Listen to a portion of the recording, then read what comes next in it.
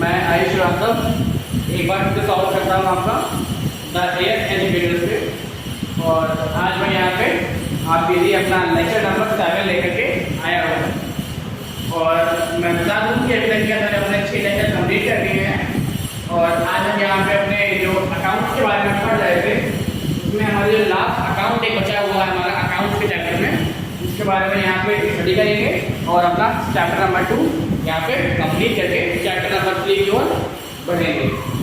तो आइए मैं बताता हूँ आपको कि हमारा जो आज का लास्ट अकाउंट पढ़ना है, हमको अकाउंट के चैप्टर में लास्ट अकाउंट हमारा बचता है, इसकी शुरुआत करने जा रहे हैं। तो देखते हैं कि हमारा जो अकाउंट लास्ट में बचता है, इसको कहा जाता है हमारा अकाउंट फॉर एनआरआई। अब आपको एनआरआई का मतलब शायद पता भी होगा, कुछ लोगों को और ऐसे भी होंगे जिनको नहीं पता होगा। तो मैं बता दूँ आपको, पहले यहाँ पे फुल फॉर्म बता दूँ मैं एनआरआई की। तो एनआरआई जो हमारे बेसिक तौर पर इंडिया के नहीं होते हैं, तो इसकी फुल फॉर्म हमारी होती है नॉन रेजिडेंट। नॉन मतलब कि जो लोग हमारे इंडिया में नहीं है लेकिन लोग चाहते हैं कि उनका अकाउंट हमारे बैंक में, इंडियन बैंक में हो सके, उनका ये अकाउंट होता है। तो नॉन रेजिडेंट इंडियन, ठीक है, इन बैंक मतलब कि जो लोग हमारे इंडिया के नहीं है लेकिन उनको हमारी इंडियन बैंक में अकाउंट खोलना है, या फिर कहते हैं कुछ समय जहाँ रहने आए हैं और चाहते हैं कि उनका अकाउंट यहाँ पे खुल सके, तो ऐसे लोग जो होते हैं उनका अकाउंट होता है, उसको कहा जाता है हमारा अकाउंट फॉर एनआरआई। तो यहाँ मैंने आपके सामने एनआरआई की फॉर्म लिख दी है। जो इसकी शर्तें वगैरह होती हैं वही नॉर्मल शर्तें होती हैं, लेकिन जो हमारी एनआरआई होती है ना, इसमें भी एनआरआई की तरह हमारी 2-3 चीज़ें और होती हैं, जैसे कि एनआरआई कह लीजिए, या फिर हमारी कुछ फॉर्म्स और होती हैं। इस अकाउंट में आपको ज़्यादा डिटेल से पढ़ना नहीं है, क्योंकि इस अकाउंट के बारे में बहुत ही कम पूछा जाता है। और जो भी इस अकाउंट के बारे में आज तक के एग्जाम में पूछा गया है, तो एग्जाम में आज तक की जो इसकी और फुल फॉर्म्स हैं उसके बारे में पूछा गया है। तो मैं आपको यहाँ पे उसकी फुल फॉर्म्स लिख के दे देता हूँ। उन फुल फॉर्म्स को आप अच्छे से याद कर लीजिएगा और उनको अच्छे से लिख के अपने दिमाग में बैठा लीजिए, ताकि एग्जाम में अगर आपको ऑब्जेक्टिव क्वेश्चन आता है कि ये मान लीजिए एनआरआई की फुल फॉर्म ही आ गया, तो आप ऐसा उसको आसानी से टिक कर सकते हैं और अपने क्वेश्चन को सही कर सकते हैं।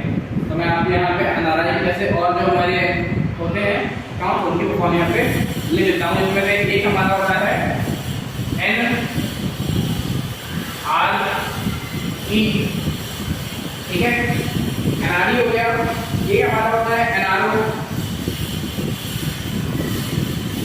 क्या होता है हमारा एनआरओ। एनआरई हो गया, एनआरओ हो गया। ये हमारा हो गया FCNR, क्या होता है हमारा FCN और R। अगर यहाँ पे लिखे रह रहा है तो आप लोग की परफॉर्म एक साथ यहाँ पे लिखेंगे, ठीक है। तो हमारा इसके बाद एक और हमारा होता है, उसको हम कहते हैं EEFC।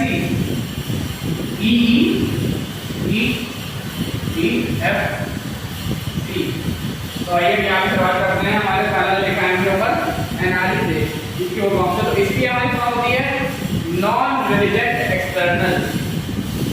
नॉन रेजिडेंट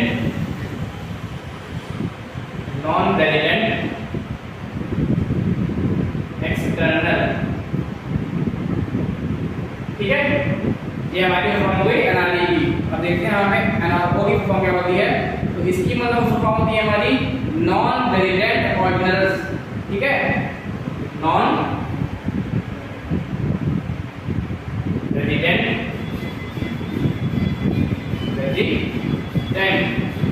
और ऑर्डिनरी, ठीक है। ये हमारी फॉर्म हो गई एनआरओ की। और अब यहाँ पे दूसरी हमारा जो होता है FCNR, तो इसकी हमारी होती है फॉरेन करेंसी नॉन रेजिडेंट। क्या होती है हमारी foreign currency non resident,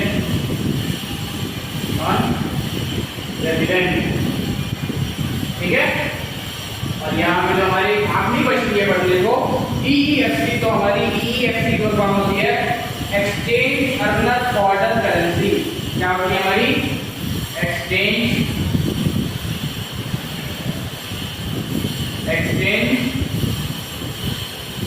earner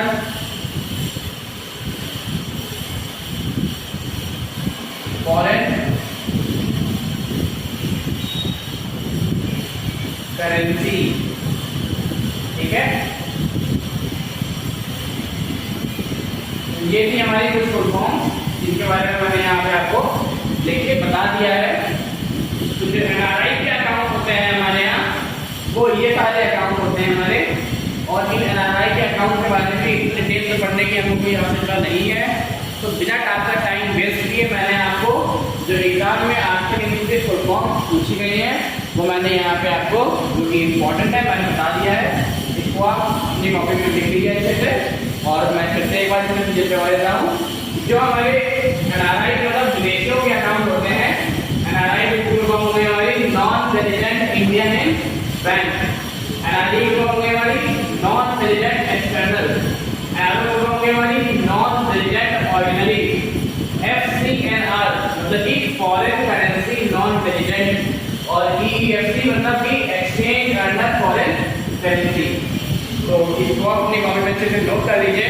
और मैं आपको बता दूं साथ ही साथ कि जो हमारा अकाउंट का चैप्टर था, इस आखिरी अकाउंट के साथ में यहाँ पे खत्म होता है।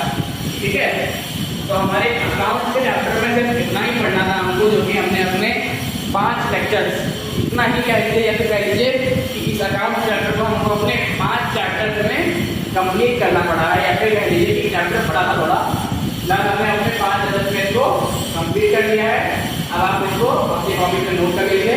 और इसके बाद हम चैप्टर अपना जो नया चैप्टर है RBI reserve bank of India, मतलब कि RBI के बारे में अपना यहाँ पे नया चैप्टर डाल के अपना नई शुरुआत करेंगे। तब तक के लिए आप इसको नोट कर लीजिए, जब मैं आपको हमारे नए चैप्टर की शुरुआत करा वीडियो को आगे बढ़ाता हूँ। इसको आप लिख लीजिए फिलहाल के लिए अभी।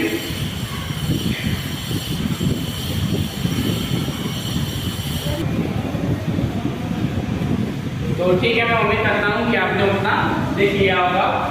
और अब हम यहाँ पे हमारा जो नया चैप्टर है, नया चैप्टर का नाम है हमारा RBI। और आप जानते ही होंगे कि RBI क्या है। RBI जिसको हमारा फादर ऑफ ऑल बैंक्स भी कहा जाता है, रिजर्व बैंक ऑफ इंडिया। सभी बैंक को जितना भी जितनी भी कार्यशाली रहती है सब RBI के अंदर में रहती है, और सबका कार्यकाल का कार्यपालन RBI द्वारा किया जाता है। और मैं आपको बता दूं कि RBI खुद में एक बहुत बड़ी बैंक है जिसको इंडिया की सेंट्रल बैंक कहा जाता है। ठीक है, RBI हमारे इंडिया की सेंट्रल बैंक है। तो शुरुआत करते हैं यहाँ पे हमारे चैप्टर नंबर 3 चैप्टर 3। और क्या है हमारा चैप्टर RBI।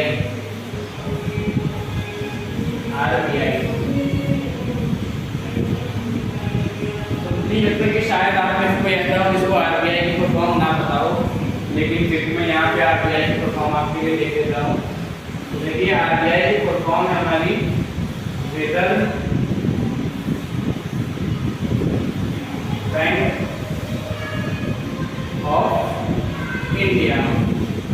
ठीक है, तो अब मैं यहाँ पे आपको RBI के बारे में हमारी एक चीज डिटेल्स बताऊंगा, बिल्कुल भी बताने की जरूरत नहीं है। मैं आपको बताने वाला हूँ यहाँ पे कि हमारी RBI की शुरुआत क्या होगी, RBI की कार्य क्या है, RBI के गवर्नर्स कौन थे। तो RBI चैप्टर हमारा है, हालांकि कह सकते हैं कि चैप्टर थोड़ा सा बड़ा है हमारा, लेकिन इसको पढ़ने में बहुत ही मजा आएगी। और एक एक चीज़ को यहाँ पे हम बेसिक से क्लियर करेंगे, तो आप भी इसको समझिए यहाँ पे। अब बात आती है हमारी RBI की, हम चालू करते हैं कि RBI का एक्ट हमारा कब पास हुआ। तो लिखेंगे हम यहाँ पे RBI एक्ट, मतलब कि RBI को मंजूरी कब मिली। तो हमारा RBI का एक्ट था वो 1934 में पास हुआ था। तो लिखेंगे RBI एक्ट 1934 इनएक्टेड, ठीक है। इनएक्टेड कह लीजिए या पास कह लीजिए, पास पास, ठीक है। मतलब कि आरबीआई हमारी कब लागू हुई? 1934 में। ये हमारा बहुत ही ज़्यादा स्पेशल पॉइंट है, बहुत ही खास पॉइंट है। तो देखते हैं यहाँ पे हमारा अगला पॉइंट कौन सा है। तो अगर आपको पूछा है कि आरबीआई का शुरुआत तो की गई और आरबीआई को कब चालू किया गया, हमारा एक्ट तो 1934 में पास कर दिया गया। अब रही बात कि आरबीआई की शुरुआत कब चालू हो गई, आरबीआई ने अपने कार्य चालू कर दिए। तो यहाँ पे बता दूं आपको कि आरबीआई का सेटअप हुआ था, सबसे पहले हमारा सेटअप आरबीआई का हुआ था, आरबीआई सेटअप। तो आरबीआई सेटअप, अब डेट बताता हूँ आपको महीने के साथ में। आरबीआई सेटअप ऑन अप्रैल, मतलब कि जो हमारा आरबीआई था इसकी शुरुआत हमारी अप्रैल में हुई थी, 1 अप्रैल को, ठीक है। 1 अप्रैल में आरबीआई की हमारी शुरुआत हुई थी 1935 में। हमारा जो एक्ट था वो 1934 में भले ही पास हुआ था, लेकिन शुरुआत कब हुई थी? 1935 में। और कहाँ हुई थी? इन बंगाल में, मतलब बंगाल मतलब कोलकाता में की शुरुआत हुई थी, ठीक। ये था हमारा आरबीआई का एक्ट कब पास होने के बाद में उसका कार्य कब से चालू हुआ। अब तो मैं बता दूं आपको, जब इसकी शुरुआत हुई थी तब आरबीआई की हमारी कैपिटल कितनी थी? तो इसकी स्टार्टिंग हुई थी, it's starting capital, it's starting मतलब कि कितनी पूंजी से इसने अपनी स्टार्टिंग करी थी? तो इट्स स्टार्टिंग कैपिटल बस 5 करोड़, मतलब कि 5 करोड़ रुपए की इसने अपनी स्टार्टिंग करी थी।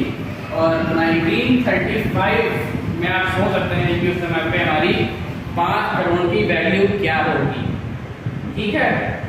तो अब मैं बताता हूँ कि आपको, पहले तो हमारा जो है हमारा आरबीआई का जो हेड ऑफिस था कहाँ था? हमारा कोलकाता में, ठीक है।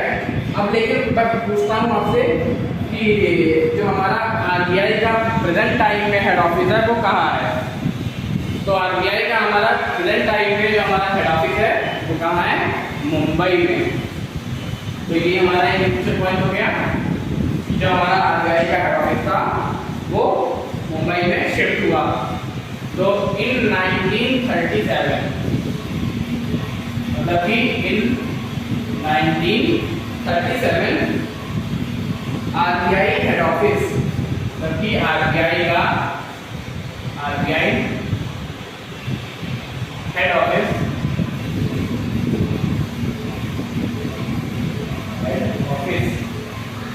मतलब कि जो 1937 में हमारे आरबीआई का हेड ऑफिस था शिफ्टेड हो गया, मतलब यहाँ पे शिफ्ट हो गया, शिफ्टेड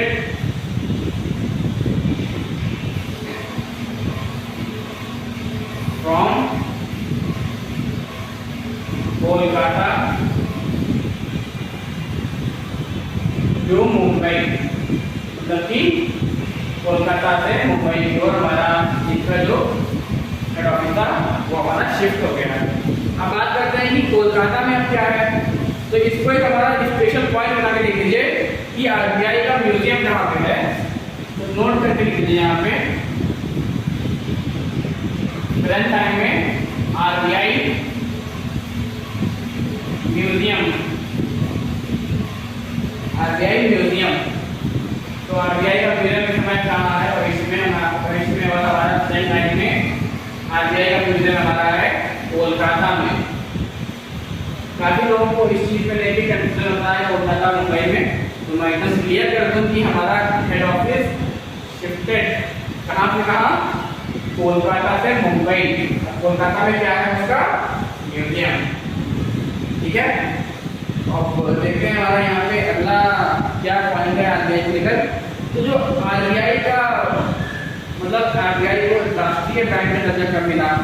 तो आरबीआई का जो नेशनलाइज हुआ था, राष्ट्रीयकरण हुआ था हमारा, तो आरबीआई को जो हमारी राष्ट्रीयकरण होने की मंजूरी मिल गई थी, वो मिली थी हमारी 1949 में। तो लिख देंगे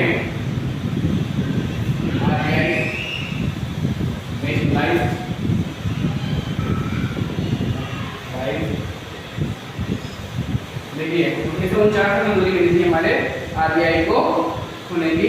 तो अपडेट क्या थी, तो आरबीआई नेशनलाइज ऑन 1 जनवरी कब 1949 में। तो हमारा आरबीआई का राष्ट्रीयकरण कब हुआ था 1949 में। अब जो कि मैं बता दूं आपको यहाँ पे कि जो आरबीआई को हमारा सबसे बड़ी बैंक है, उस टाइम पे जब इसको खोला गया था, मतलब चालू की गई थी, तो हमारा आरबीआई का सिंबल था, तो सिंबल क्या दिया गया था, तो आरबीआई का सिंबल क्या दिया गया था, दो किताब यहाँ पे आरबीआई सिंबल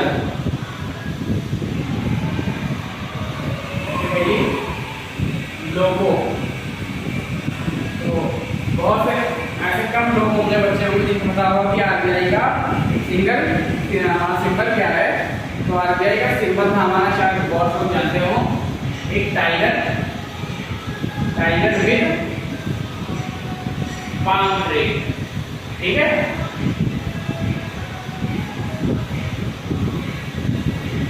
समझ में आ रहा है आपको अच्छे से, ठीक है। तो अब आरबीआई हमारा लागू हो गया था कब 1934 में, और इसको आप पहले इतना लिख लीजिए, फिर मैं आपको आरबीआई के बारे में आपको आगे की इंफॉर्मेशन देता हूँ। सबसे पहले इसको आप नोट कीजिए अभी।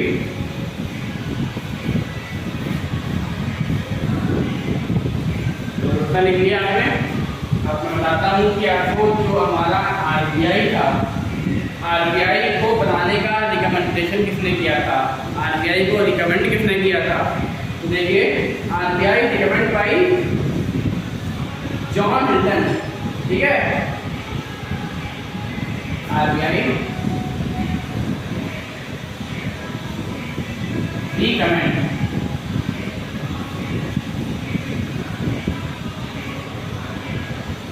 बाई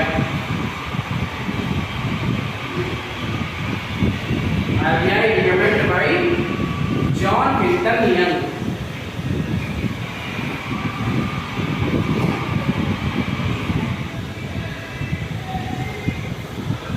अब मैं बता दूं कि आपको आरबीआई के जो कमेंट का रिकमेंडेशन था वो तो जॉन मिल्टन ने कर दिया था। अब रही बात कि इनका जो यंग कमीशन था, और इसको हमारा एक और नाम तो सुना रहा था, जॉन मिल्टन यंग कमीशन जो था, इसको एक और बहुत ही खास नाम से जाना जाता था, जो कि एग्जाम में अक्सर पूछा गया है।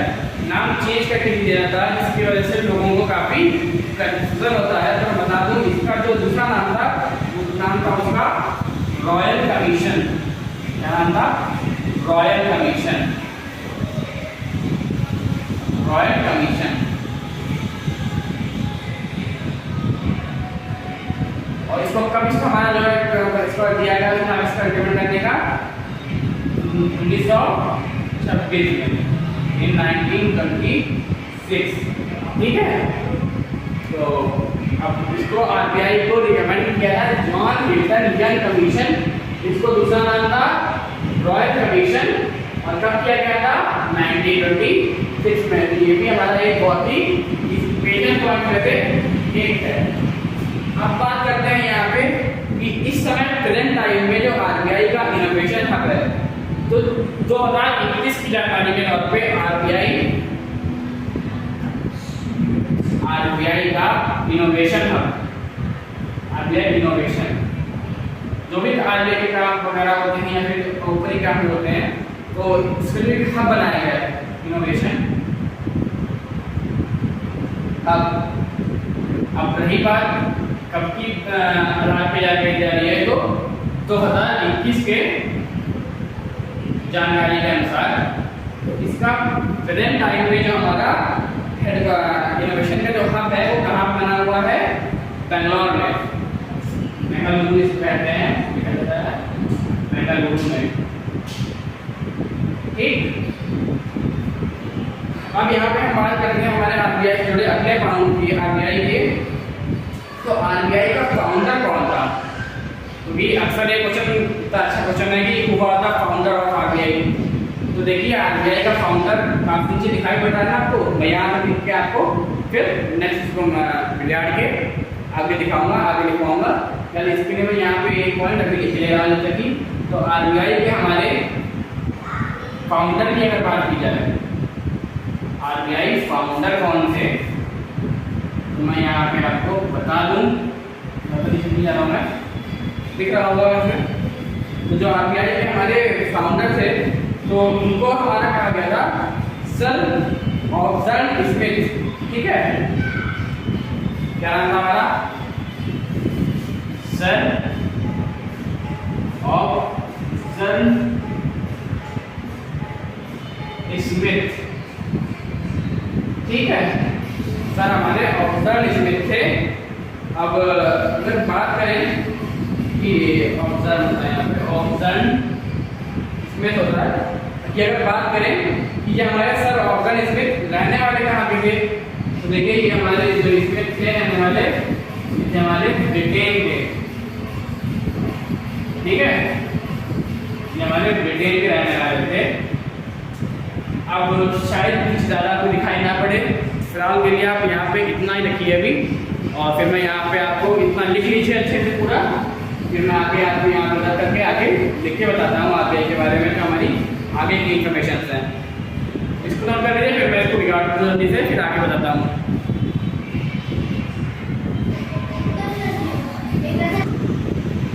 उतना आपने लिख लिया होगा। अब मैं आपको आरबीआई की जो बाकी चीजें मैं बताता हूँ। तो मैं बता दूं आपको कि जो आरबीआई की हमारी इंक मैन्युफैक्चरिंग यूनिट होती है, ठीक है, तो आरबीआई की हमारी इंक मैन्युफैक्चरिंग यूनिट जो है वो कहाँ है? वो हमारी है वर्निका में, ठीक है। तो आरबीआई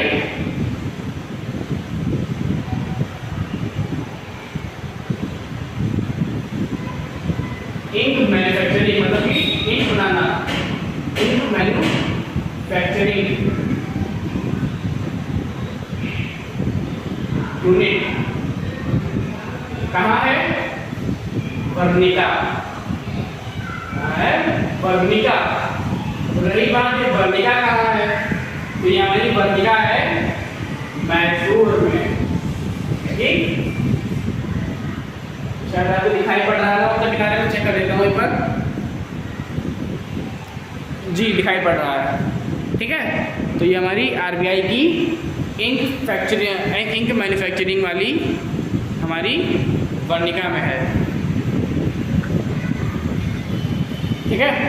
आरबीआई की हमारी इंक मैन्युफैक्चरिंग यूनिट हमारी वर्निका मतलब कि मैसूर में हमारी है।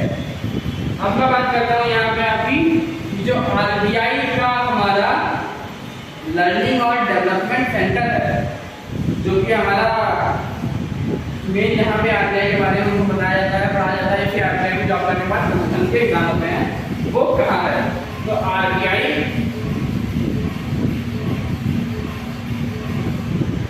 लर्निंग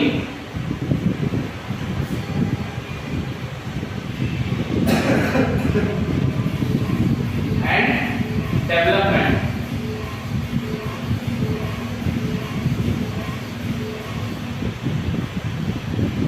सेंटर, ये भी हमारा कहाँ है? मैसूर में, ठीक है। अब अगर मैं बात करूँ यहाँ पे कि हमारा आरबीआई का जो इंस्टीट्यूट है, मतलब RBI institute for development research and banking technology, ये हमारा कहाँ है? तो आरबीआई का हमारा जो इंस्टीट्यूट है, आरबीआई इंस्टीट्यूट